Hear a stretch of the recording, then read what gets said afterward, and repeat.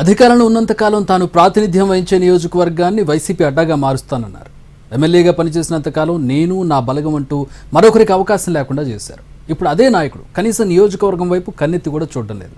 కార్యకర్తలు ఎదుర్కొంటున్న ఇబ్బందులు తెలుసుకోవడం లేదు. ఇంతకీ ఎవరా నాయకుడు, ఏంటా నియోజకవర్గం?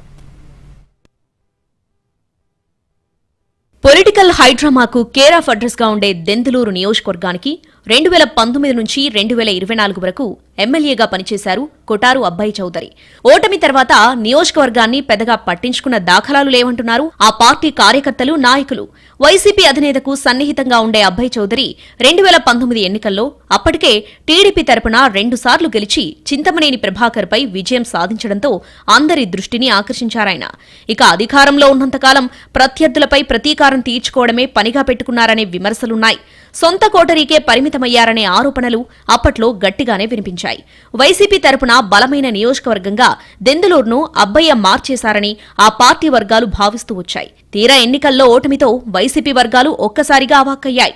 అప్పటి వరకు నియోజకవర్గాన్ని అంటిపెట్టుకున్న అబ్బయ్య ఓటమి తర్వాత తన వ్యాపారాలు చూసుకుంటూ విదేశాల్లోనే మకాం వేశారు.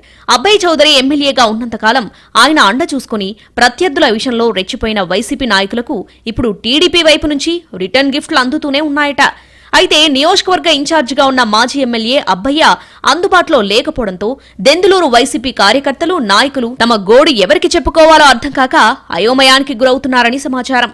వైసీపీ అడ్డాగా నియోజకవర్గాన్ని మారుస్తానని అప్పట్లో తెగేసి చెప్పిన అబ్బయ్య ఓటమి తర్వాత కార్యకర్తలు, నాయకులకు ఎదురవుతున్న ఇబ్బందులపై ఎందుకు స్పందించడం లేదనేది ఆ పార్టీ నేతలకు అర్థం కాని ప్రశ్నగా మారిందట. ఇక ఎన్నికలు ముగిసి ఏడాది గడిచింది. నియోజకవర్గంలో వైసీపీ నేతలపై లెక్కకు మించిన కేసులు నమోదవుతున్నా సదరు మాజీ ఎమ్మెల్యే నేతల్ని పట్టించుకోకపోవడానికి కారణాలు ఏంటా అని పదే పదే చర్చించుకుంటున్నారని సమాచారం. అబ్బాయి చౌదరి వైసీపీలో కొనసాగుతారా లేదా అనే అనుమానాలు సైతం వ్యక్తం చేస్తున్నారు ఆ పార్టీ నేతలు. పరిస్థితులు చూస్తే అందుకు అనుకూలంగా లేవనేది వారి చర్చల్లో తెలుస్తోంది. తాజాగా జరిగిన వెన్నుపోటు దినం కార్యక్రమంలోనూ నాయకులు, నేతల మధ్య ఇదే చర్చ కొనసాగినట్టు సమాచారం. దెందులూరు మాజీ ఎమ్మెల్యే అబ్బయ్య వైసీపీని వీడితే టీడీపీలో చేరతారనే గుసగుసలు గట్టిగా వినిపిస్తున్నాయట. ఇటీవల జరుగుతున్న పరిణామాలే ఇందుకు నిదర్శనమంటున్నాయి వైసీపీ వర్గాలు. అధికారంలో ఉండగా నియోజకవర్గాన్ని అంటిపెట్టుకున్న అబ్బయ్య ఓటమి తర్వాత పార్టీ మారే ఆలోచనలో ఉన్నట్టుగా తెలుస్తోంది. వైసీపీ నుంచి టీడీపీలో చేరిన మాజీ మంత్రి ఆళ్ల నాని సహకారం కొంత, సామాజిక వర్గ పెద్దల సాయం మరికొంత తీసుకుంటున్నారనే టాక్ నడుస్తోంది. అబ్బయ్య పార్టీని వీడితే దెందులూరు నియోజకవర్గ ఇన్ఛార్జి పగ్గాలను పెదపాడు మండలంలో కమ్మ సామాజిక వర్గానికి చెందిన ఆర్థికంగా బలంగా ఉన్న మరో నేతకు అప్పగించే అవకాశాలు లేకపోలేదని సమాచారం.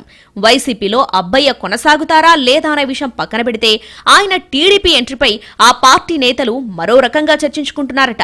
పసుపు పార్టీలో చేరాలంటే ముందు కొల్లేరు ప్రజలకు బకాయి పడిన సొమ్ములు చెల్లించాల్సి ఉంటుందని, గతంలో తమపై పెట్టిన కేసులు, వేధింపులకు సమాధానం చెప్పాలంటున్నారట టీడీపీ నేతలు. ఈ విషయంలో ఏం జరగబోతుంది అనేది మాజీ ఎమ్మెల్యే అబ్బయ్య స్పష్టత ఇస్తే తప్ప పూర్తి క్లారిటీ వచ్చే అవకాశాలు లేవని వైసీపీ నాయకులు సైతం భావిస్తున్నారనే చర్చ నడుస్తోంది.